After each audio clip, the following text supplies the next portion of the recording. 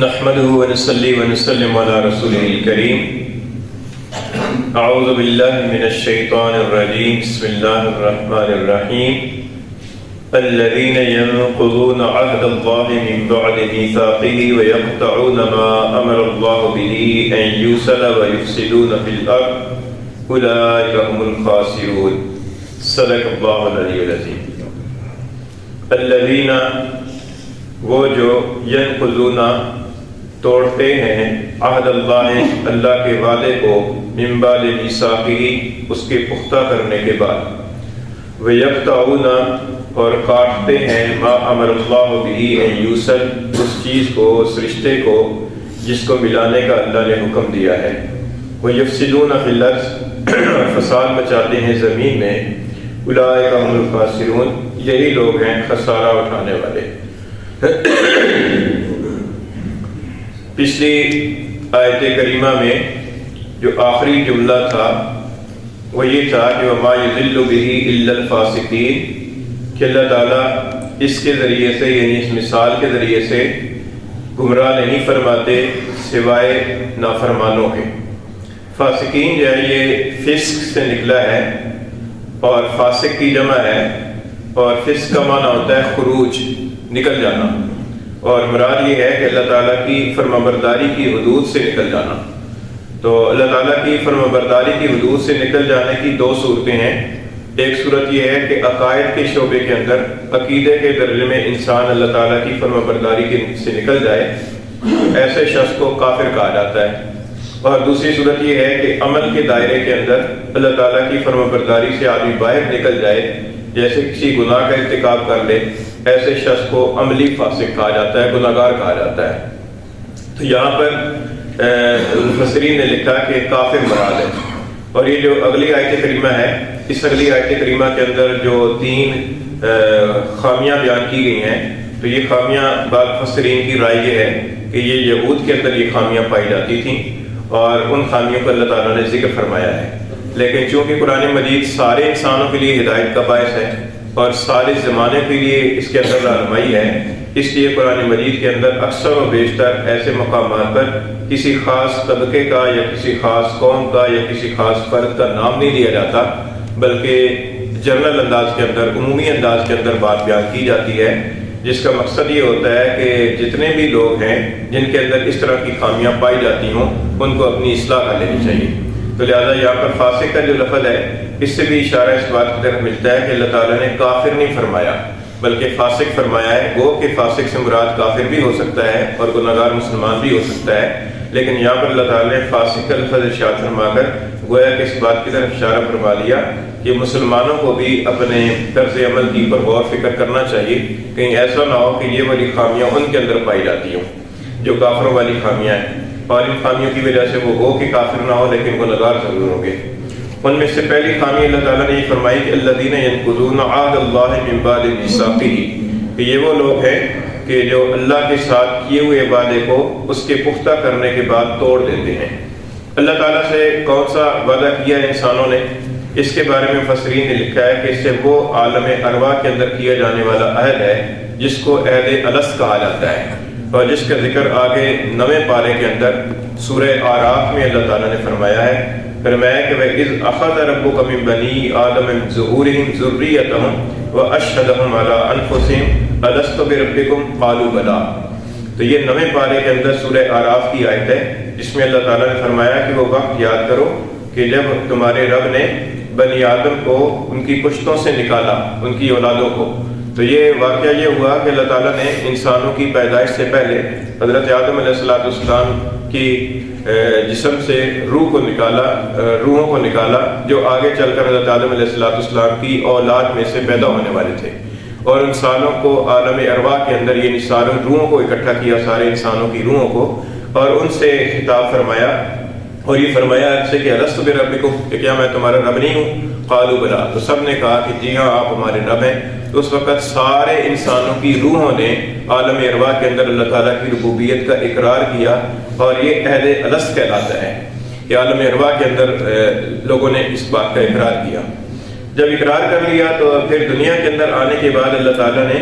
اپنے پیغمبر بھیجے اور اپنی کتابیں نازل فرمائیں، اور پیغمبروں کے ذریعے سے اور کتابوں کے ذریعے سے، اور پھر حضور اقدس صلی اللہ علیہ وسلم کی تشریف لانے کے بعد پھر آپ صلی اللہ علیہ وسلم کے جو ورثاء تھے یعنی علماء، ان کے ذریعے سے اللہ تعالیٰ نے لوگوں کو اس عہد کی یاد دہانی کرائی کہ یہ عہد کیا گیا تھا۔ اور یہ جو میثاقی کا لفظ ہے، اس سے مراد یہی ہے کہ پختہ کرنے کے بعد، یعنی بعد میں انبیاء علیہ السلام نے تشریف لا کر اس عہد کو یاد بھی کرایا اور اس عہد کو پختہ بھی کرایا کہ یہ عہد اللہ تعالیٰ کے ساتھ کیا ہوا ہے۔ تو فرمایا کہ وہ لوگ ہیں کہ جو اللہ تعالیٰ کے ساتھ کیے ہوئے عہد کو اس کے پختہ کرنے کے بعد توڑ دیتے ہیں۔ تو دنیا کے اندر جن جن لوگوں نے وقت کے پیغمبر کی بات کو تسلیم کیا، انہوں نے گویا کہ اس عہد کو دوبارہ پکا کیا، اور پکا کرنے کے بعد پھر اگر نافرمانی کی تو پھر اس پکا کرنے کے بعد وعدے کو توڑا۔ اور بعض حضرات نے یہ بھی لکھا ہے کہ یہ اس سے مراد ایک خاموش عہد ہے، یعنی ایک تو عالم ارواح کے اندر عہد دیا گیا، اور یہ جو میثاقی ہی ہے تو یہ ایک خاموش عہد ہے، کیونکہ جو انسان پیدا ہوتا ہے تو اللہ تعالیٰ کی اس کائنات کے اندر اللہ تعالیٰ کا پیدا کیا ہوا انسان ہے، تو وہ خاموشی کے ساتھ اس بات کا اس عہد کے اندر پابند ہو جاتا ہے کہ اپنے خالق کی فرما برداری کرے گا اور اپنے خالق کی نافرمانی نہیں کرے گا۔ یہ ایسی ہے کہ جیسے کوئی انسان کسی ملک کے اندر پیدا ہوا تو اس ملک کے جو قوانین ہیں وہ اس کے اوپر خود بہت لازم ہو گئے۔ اب وہ یہ نہیں کہہ سکتا کہ میں نے تو کسی گورنمنٹ کے ساتھ یا کسی حکومت کے ساتھ میں نے تو کوئی عہد نہیں کیا کہ تمہارے قوانین پر چلوں گا، لیکن چونکہ اس ملک کے اندر وہ پیدا ہوا ہے تو اس ملک کا شہری ہے، اس ملک کا شہری ہونے کی حیثیت سے خود بخود اس قوانین کا، اس ملک کے قوانین کا وہ پابند ہو گیا۔ تو یہ خاموش عہد ہے۔ اسی طریقے سے جو انسان اللہ تعالیٰ کی کائنات میں پیدا ہوا اور اللہ تعالیٰ نے اس کو پیدا کیا اور اللہ تعالیٰ نے اس کو رزق دیا، اللہ تعالیٰ نے اس کو پروان چڑھایا اور اللہ تعالیٰ نے سب کچھ اسے دیا، تو یہ خاموش عہد ہے اللہ تعالیٰ کے ساتھ کہ باری تعالیٰ آپ کی نافرمانی نہیں کروں گا اور آپ کی فرمانبرداری کی حدود کے اندر رہوں گا۔ یہ خاموش عہد ہے، تو یہ بھی عہد مراد ہو سکتا ہے۔ تو فرمایا کہ اللہ تعالیٰ کے عہد کو پختہ کرنے کے بعد توڑ دیتے ہیں۔ تو اللہ تعالیٰ کے عہد کا توڑنا کیا ہے؟ عہد کا توڑنا یہ ہے، عہد یہ کیا گیا تھا کہ اللہ تعالیٰ کی فرمانبرداری کریں گے، اب اللہ تعالیٰ کے کسی حکم میں نافرمانی کرنا یہ اللہ تعالیٰ کے عہد کی خلاف ورزی ہے، اللہ تعالیٰ سے کیے ہوئے وعدے کی خلاف ورزی ہے۔ تو گویا کہ اس ایک جملے ساری زندگی کے اندر وہ اللہ تعالیٰ کی کسی نافرمانی کا ارتکاب نہیں کرے گا، اور جب ارتکاب ہو جائے گا تو پھر اس کے بعد توبہ استغفار کر کے اللہ تعالیٰ کی اس عہد کو دوبارہ پختہ کرے گا۔ وَيَقْطَعُونَ مَا أَمَرَ اللَّهُ بِهِ أَن يُوصَلَ، اور دوسری خامی یہ ذکر فرمایا کہ وہ کاٹتے ہیں اس رشتے کو جس کو ملانے کا اللہ نے حکم دیا ہے، کاٹتے ہیں اس رشتے کو۔ اس رشتے سے مراد ایک تو بندے اور رب کے درمیان کا رشتہ ہے کہ بندے کا اللہ تعالیٰ کے ساتھ جو رشتہ ہے کہ بندہ اللہ تعالیٰ کی بندگی کرے گا اور اللہ تعالیٰ کو رب مانے گا، اس رشتے کو وہ کاٹتے ہیں، یعنی اللہ تعالیٰ کی بندگی کے خلاف حرکتیں کرتے ہیں۔ اور دوسرا اس کے اندر یہ ہے کہ اللہ تعالیٰ کے جتنے بھی رسول آئے ہیں تمام انبیاء اور رسولوں کی پر ایمان لانا ضروری ہے۔ اللہ تعالیٰ نے فرمایا کہ لا نفرق بین احد من رسلہ، اس بات کا اقرار کرتے ہیں کہ ہم اللہ تعالیٰ کے رسولوں میں کسی میں کوئی فرق نہیں کریں گے کہ ایک رسول پر ایمان لائیں اور دوسرے پر ایمان نہ لائیں۔ تو فرمایا کہ یہ جو رشتہ ہے رسولوں کے ساتھ ہے، اس رشتے کو بھی یہ کاٹتے ہیں۔ اور پھر تیسرا یہ کہ